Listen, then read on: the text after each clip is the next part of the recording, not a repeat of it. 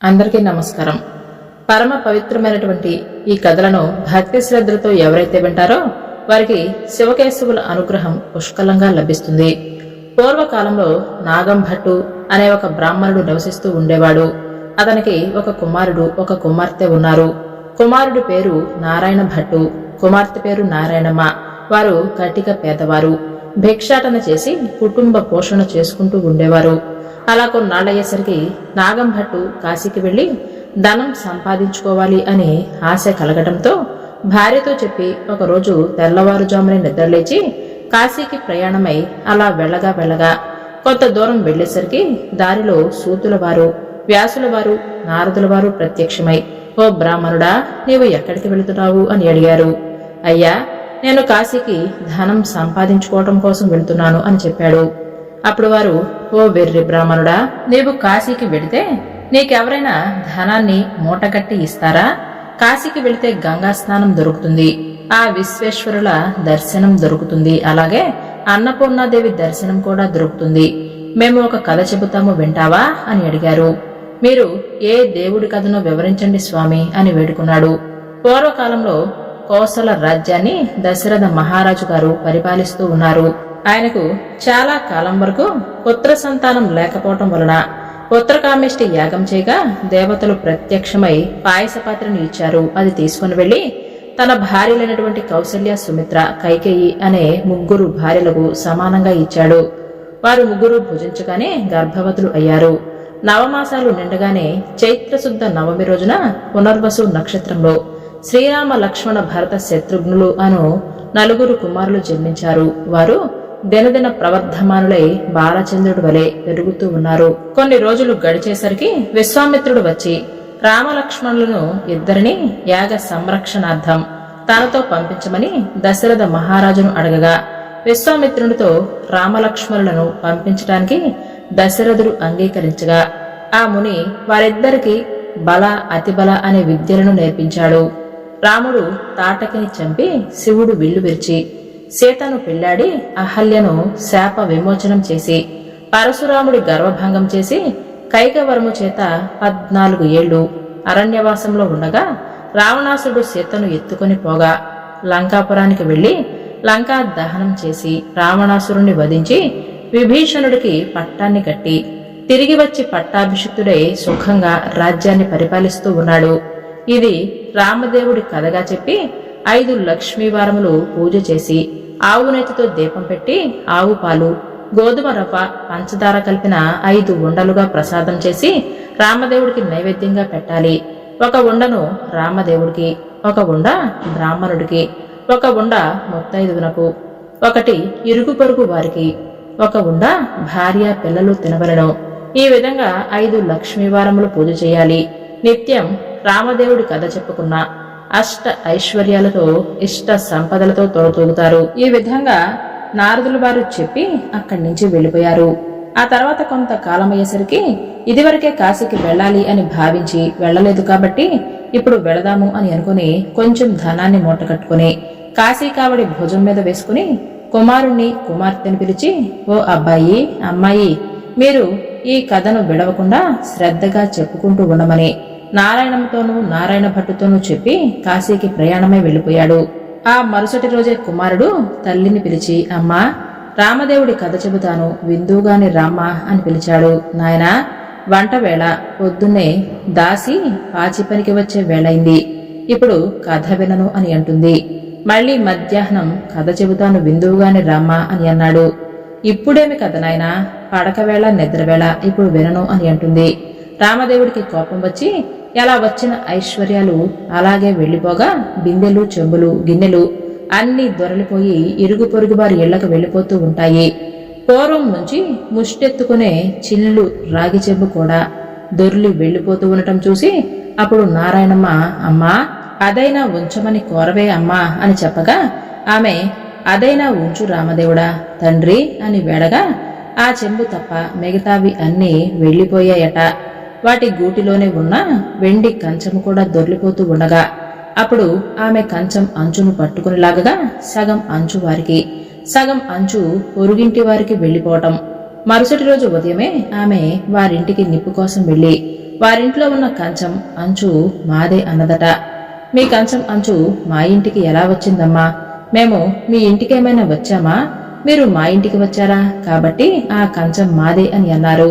అలా కాదు, మా ఇంట్లో కూడా ఈ కంచం అంచు ఉంది, పట్టుకొని వస్తాను అని రెండూ దగ్గర పెట్టి చూడగా రెండూ అతుక్కుపోయాయి.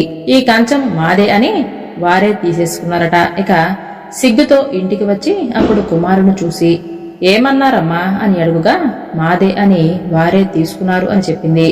అప్పుడు కుమారుడు, ఇప్పుడైనా రామదేవుడి కథ చెబుతాను వింటావా అమ్మా అని అంటాడు. నేను కథ వినను, కార్యము వినను, ఏ పని పాటో చేసుకుని బతుకుతాను కాని రామదేవుడి కథ మాత్రం వినను అని అంటుంది. ఎలా వచ్చిన ఐశ్వర్యం అలాగే వెళ్లిపోయింది. నీ చెల్లెల్ని మాత్రం తీసుకుని వెళ్లి ఎవరికైనా ఇచ్చి పెళ్లి చేయమని చెప్తుంది. ఆమె ఆజ్ఞ ప్రకారం నారాయణ భట్టు ప్రయాణమవుతాడు. వారు ఊరు చివరికి వెళ్లేసరికి కాశీకి వెళ్లిన నాగం భట్టు తిరుగు ప్రయాణమై ధనాన్ని మూటగట్టుకుని వస్తూ ఉంటాడు. కొంత దూరం వచ్చేసరికి ఆయనకు ఊరు చివర ఒక కోనేరు కనిపిస్తుంది. ఆ కోనేరులో కాళ్లు కడుగుతూ ఉండగా ఎక్కడి నుంచో ఒక పెద్ద గరుడు పక్షి వచ్చి ఆ డబ్బు మూటను ఎత్తుకుపోతుంది. అయ్యో అని నాగంభట్టు విచారిస్తూ ఇంటికి వస్తూ ఉండగా కొంత దూరం వచ్చేసరికి నారాయణమ్మను నారాయణ భట్టును చూసి, ఓ అబ్బాయి అమ్మాయి మీరు సుఖంగానే ఉన్నారా అని అడుగుతాడు. ఏముంది నాన్నగారు, యథాప్రకారానికి ఏమీ లోటు లేదు.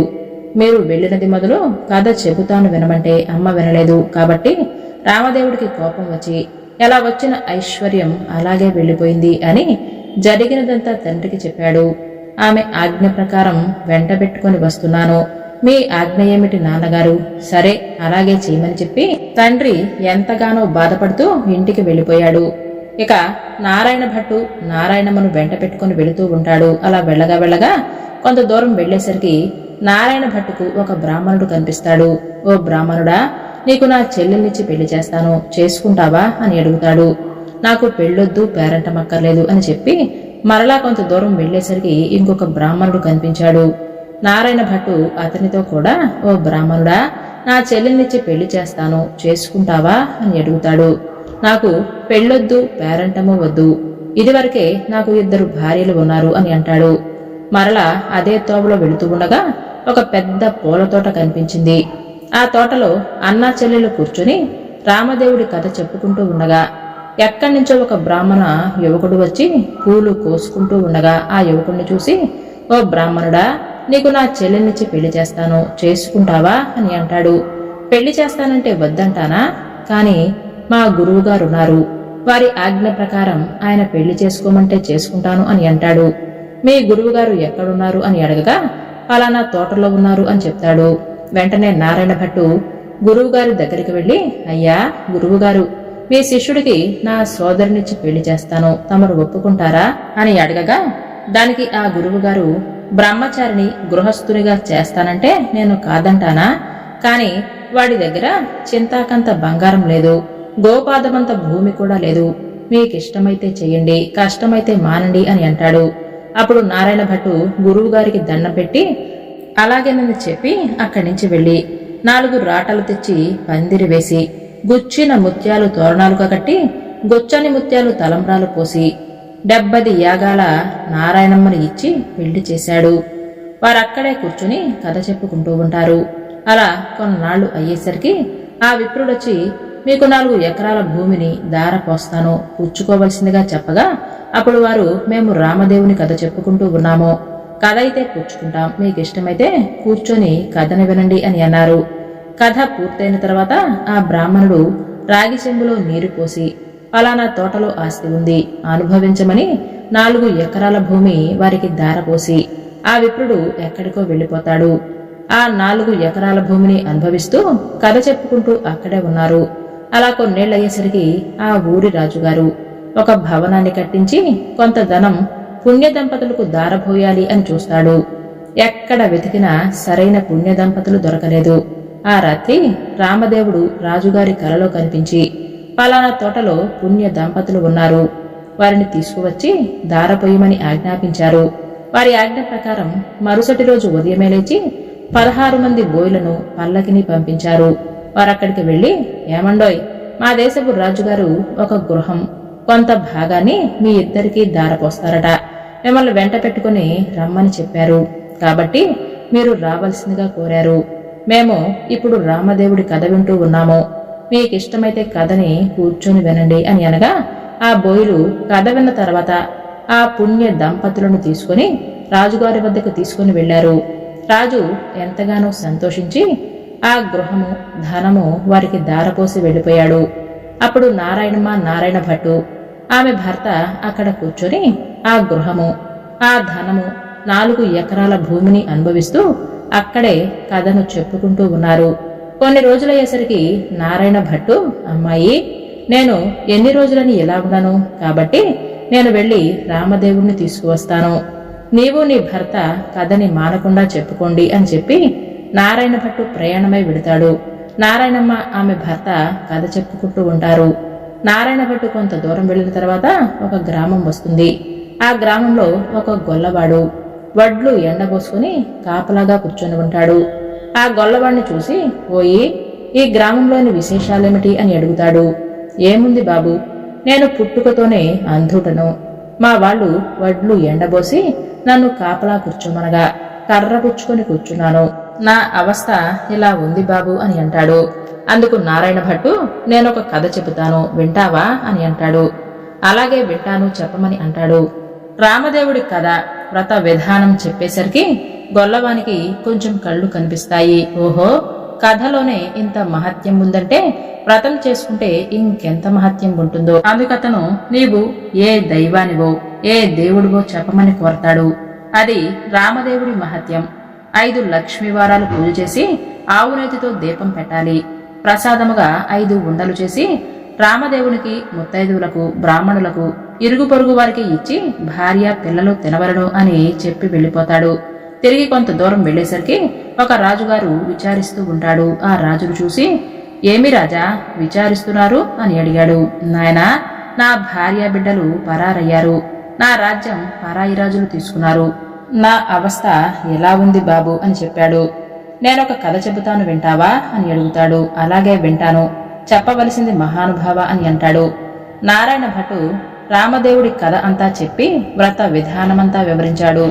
ఆ రాజుగారు వ్రతం చేసుకోగానే పరారైన భార్య బిడ్డలు, పరాయి రాజు తీసుకున్న రాజ్యము తిరిగి ప్రాప్తిస్తాయి. అప్పుడు రాజుగారు ఎంతో సంతోషంతో నారాయణ భట్టును చూసి, మహానుభావ, మీరు ఏ దేవుడో చెప్పవలసింది, మిమ్మల్నే పూజించుకుంటాము అని అంటాడు. నేను ఏ దేవుణ్ణి కాదు, ఇది రామదేవుడి కథ మహత్యము. మీరు 5 లక్ష్మీవారాలు 5 ఆదివారాలు పూజ చెయ్యాలి అని చెప్పి వ్రత విధానం మొత్తం చెప్పి మరలా కొంత దూరం వెళ్ళగా ఓ స్త్రీని విచారిస్తూ ఉండటం గమనించాడు. ఆ స్త్రీని చూసి నారాయణ భట్టు, అమ్మా, నీవెందుకు విచారిస్తున్నావు అని అడుగుతాడు. అప్పుడామె, ఏముంది బాబు, చిన్నతనంలోనే నాకు వివాహం జరిగింది. నా భర్త దేశాంతరం వెళ్ళిపోయాడు. నా తల్లి తండ్రి అత్తమామలు కొన్నాళ్లు చూసి, ఎన్నాళ్ళు నిన్ను ఇలా చూస్తాము అని వదిలేశారు. కాబట్టి నా అవస్థ ఇలా ఉంది బాబు అని చెప్పింది. అప్పుడు నేనొక కథ చెబుతాను, వింటావా అని అన్నాడు. అలాగే వింటాను బాబు, చెప్పమని కోరుతుంది. నారాయణ భట్టు రామదేవుడి కథంతా చెప్పి వ్రత విధానమంతా చెప్పేసరికి దేశాంతరం వెళ్ళినటువంటి ఆమె భర్త తిరిగి వచ్చాడు. తల్లి తండ్రి అత్తమామలు కూడా తిరిగి వచ్చారు. ఆమె ఎంతగానో సంతోషించి నారాయణ భట్టును చూసి, ఏమండి మహానుభావ, మీరు ఏ దైవానివో, మిమ్మల్ని మేము పూజించుకుంటాము అని చెప్పగా ఇదంతా రామదేవుడి కథ మహత్యము. 5 గురువారాలు 5 ఆదివారాలు మానకుండా పూజ చేయమని కథ విధానం మొత్తం చెప్పి కొంత దూరం వెళ్ళేసరికి ఒక గ్రామం కనిపించింది.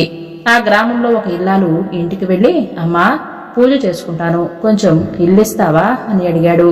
మా ఇంట్లో మడి ఆచారం కాబట్టి కుదరదు, ఇల్లు లేదు, వెళ్ళిపో అని అంటుంది. అప్పుడు నారాయణ భట్టు, కోనేరైనా చూపించు తల్లి అని అడుగుతాడు. తూర్పు దిశ ఈశాన్య మూలగా ఒక కోనేరు ఉంది, వెళ్ళమని చెప్తుంది.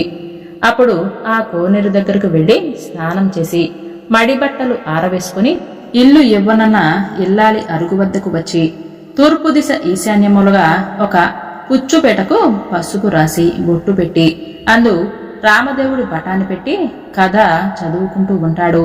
అంతలో ఆమె యువతలకు వచ్చి చూడగా నారాయణ భట్టు ఆమెకు తాంబూలం దక్షిణ ప్రసాదం ఇస్తాడు. ఆమె పుచ్చుకొని లోపలికి వెళ్లిపోతుంది. నారాయణ భట్టు కథ చదువుకుని అక్షింతలు తల మీద వేసుకుని ఇంటి మీద వేసి వెళ్ళిపోతాడు. అతను ఇలా వెళ్ళగానే ఆ ఇల్లు ఇంద్రభవనం అవుతుంది. అప్పుడు ఆయా వారానికి వెళ్లిన తన భర్త తిరిగి వస్తే ఆ ఇల్లు తెలుసుకోలేడని ఆమె వీధి అరుగు మీద కావలి కూర్చొని ఉంటుంది. ఇంతలో ఆమె భర్త ఎడమూట పెడమూట వేసుకుని ఇల్లు కానక కంగారు పడి అక్కడ నిలబడి ఉంటాడు. ఆమె చూసి, ఇల్లు ఇదే, ఇలా రండి, ఇది మన ఇల్లు కాదు, నేను రాను అని పలకగా, ఇది మనిల్లేనండి, ఇలా ఎందుకైందో చెబుతాను వినండి అని జరిగిన విషయాన్ని మొత్తం వివరించి చెప్తుంది. ఇదంతా ప్రసాద మహత్యము అని కూడా చెప్తుంది. ఆయన పూజ చేసుకుంటానంటే వద్దన్నావా ఓయి పాపిష్టిదానా, అతను ఏ దిశగా వెళ్ళాడు చెప్పు అని అనగా ఈశాన్య మూలగా వెళ్ళాడు అని చెప్తుంది. అప్పుడు ఆయన మూటలు అక్కడ పెట్టి నారాయణ భట్టును వెతుకుతూ బయలుదేరాడు.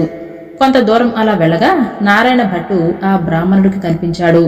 అప్పుడు ఆ బ్రాహ్మణుడు, ఏమండోయ్ మహానుభావ, మీరు మా ఇంటికి రావాల్సింది, మిమ్మల్ని మేము పూజించుకుంటాం అని అంటాడు. మీ ఇంటికి ఇప్పుడు రాను, రామదేవుణ్ణి వెతుకటానికి వెళుతున్నాను అని అన్నాడు. అప్పుడు ఆ బ్రాహ్మణుడు, అలా కాదు మహానుభావ, మీరు మా ఇంటికి వచ్చి పూజ చేసుకుంటానంటే మా వాళ్ళు ఇల్లు ఇవ్వనన్నారు, కాబట్టి మాదే తప్పు, మా తప్పు క్షమించి మా ఇంటికి రావాల్సింది, మీరు ఏ దైవానివో చెప్పండి, మేము పూజించుకుంటాము అని అంటాడు. మీ ఇల్లు కాబట్టి మీరు ఇవ్వనన్నారు, అందులో మీ తప్పేమీ లేదు, రావటం నాదే తప్పు అని అన్నాడు. నేను ఏ దేవుడిని కాదు, ఇదంతా రామదేవుడి కథమహత్యం, నీవు ఇంటికి వెళ్ళి 5 లక్ష్మీవారాలు లేదంటే 5 ఆదివారాలు పూజ చేసుకుని వ్రత విధానమంతా చెప్పాడు.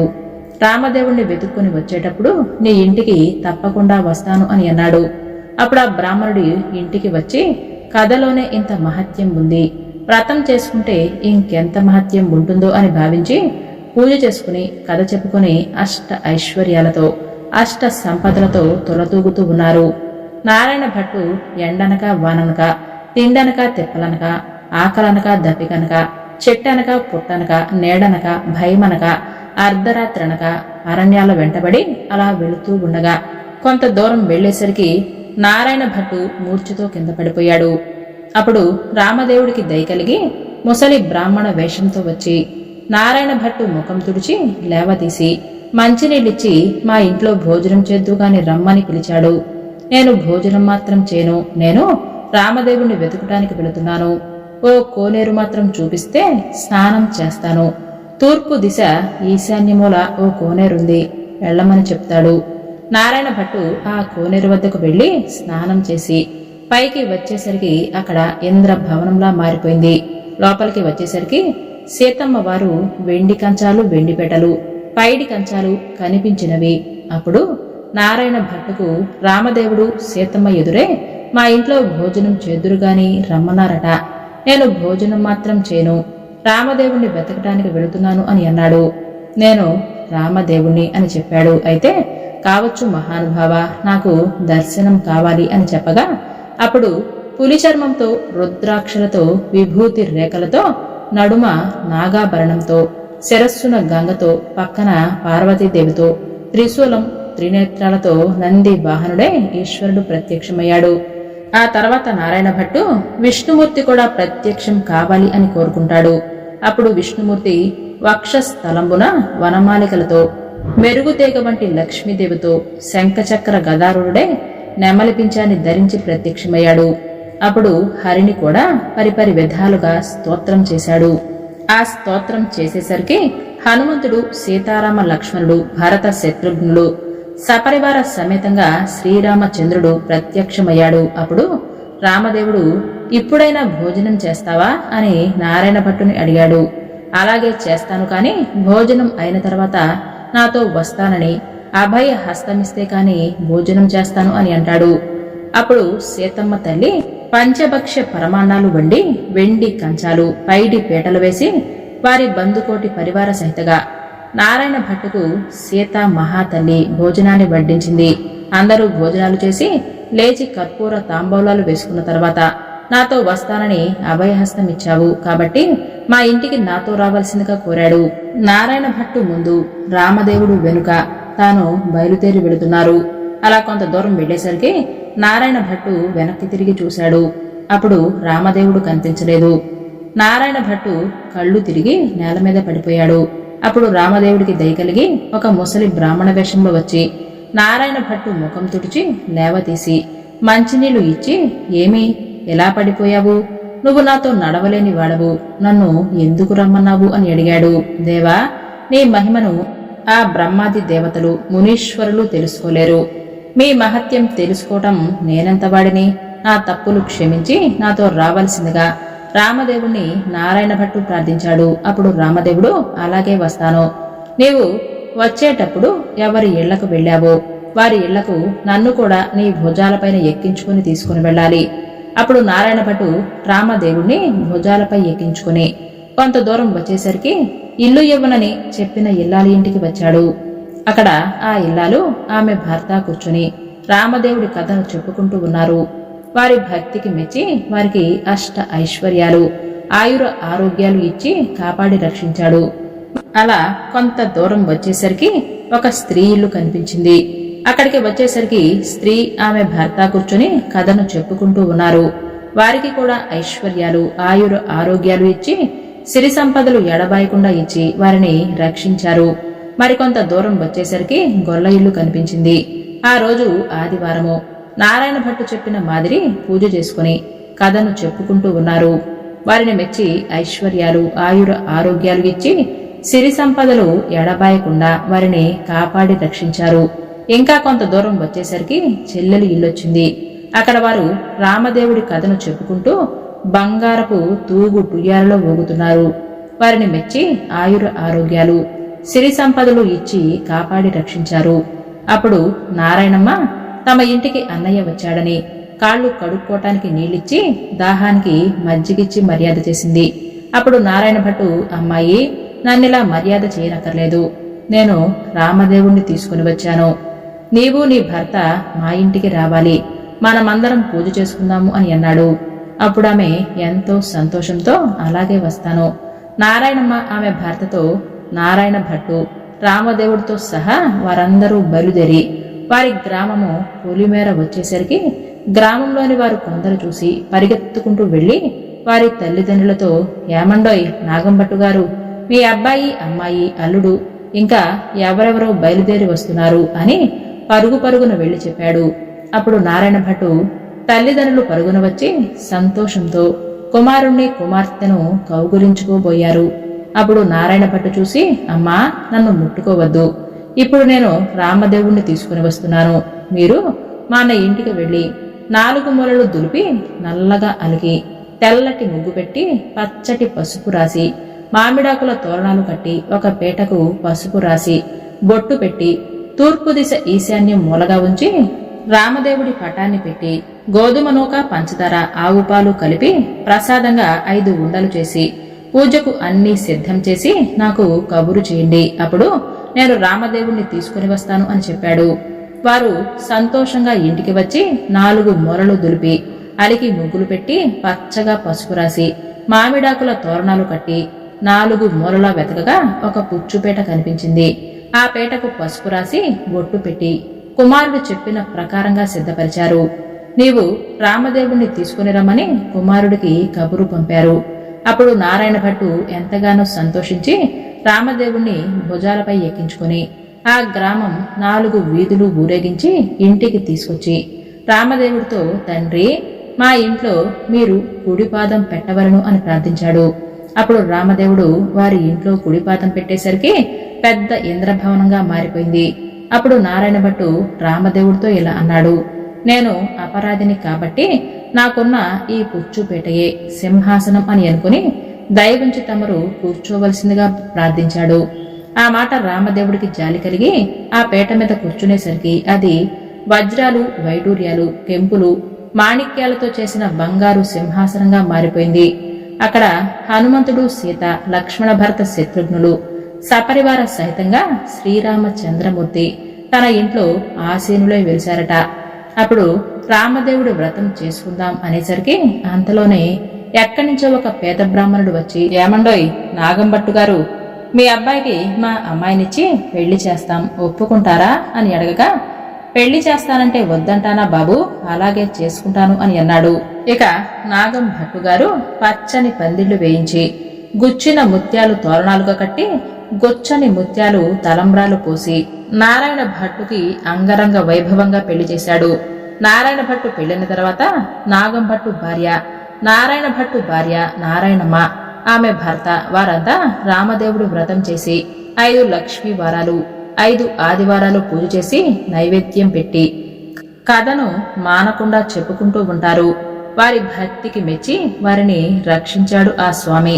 ఈ నోమును ప్రపంచమంతా నోచిన వారందరూ కూడా అష్ట ఐశ్వర్యవంతులుగా మారి సుఖ సంతోషాలతో జీవితాన్ని గడుపుతూ ఉంటారు.